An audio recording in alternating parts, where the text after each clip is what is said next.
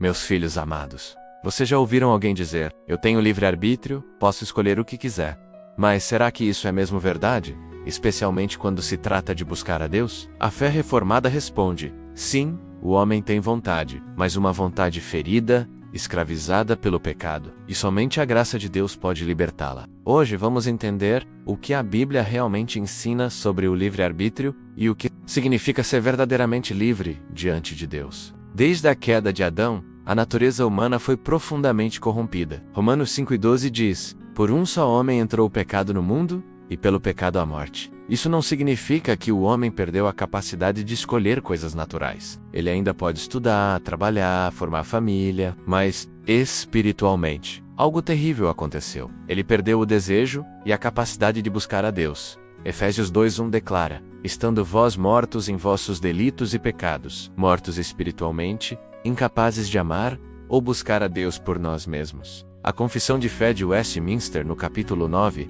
explica que antes da queda, o homem tinha liberdade para obedecer a Deus, mas depois do pecado, essa liberdade espiritual foi perdida.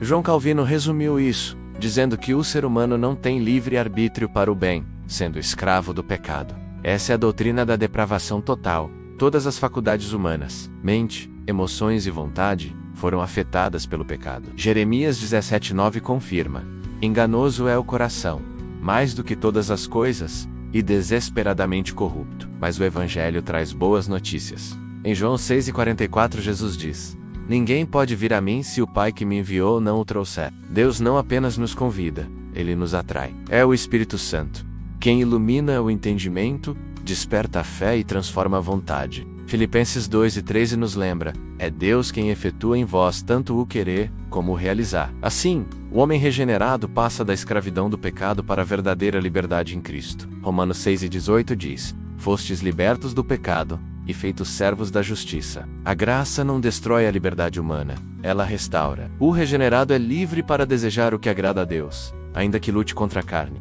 Essa é a verdadeira liberdade, quando o coração deseja o que o espírito deseja. Mas se Deus é soberano, o homem ainda é responsável?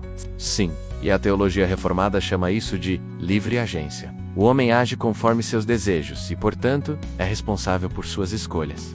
Provérbios 16:9 diz: o coração do homem traça o seu caminho, mas o Senhor lhe dirige os passos. Isso significa que Deus é soberano sobre tudo, inclusive sobre as decisões humanas, mas sem violar a nossa vontade. O homem sem Cristo escolhe o mal porque ama o mal. O regenerado escolhe o bem porque agora ama a Deus. Saber que nossa salvação depende totalmente de Deus elimina qualquer orgulho espiritual. Romanos 9:16 diz: não depende de quem quer, nem de quem corre, mas de Deus que se compadece. O cristão, reformado, vive reconhecendo: sem o Espírito, nada posso. Provérbios 3, 5 e 6 confia no Senhor de todo o teu coração, e Ele endireitará as tuas veredas. Quando não entendemos os caminhos da vida, lembramos que todas as coisas cooperam para o bem daqueles que amam a Deus. Romanos 8:28, a doutrina da eleição, não desanima a pregação, ela garante o sucesso do Evangelho. Atos 13:48 diz: e creram todos os que haviam sido destinados para a vida eterna. O livre-arbítrio, segundo a fé reformada, não é independência de Deus, é liberdade dentro da graça. O homem sem Cristo está espiritualmente morto,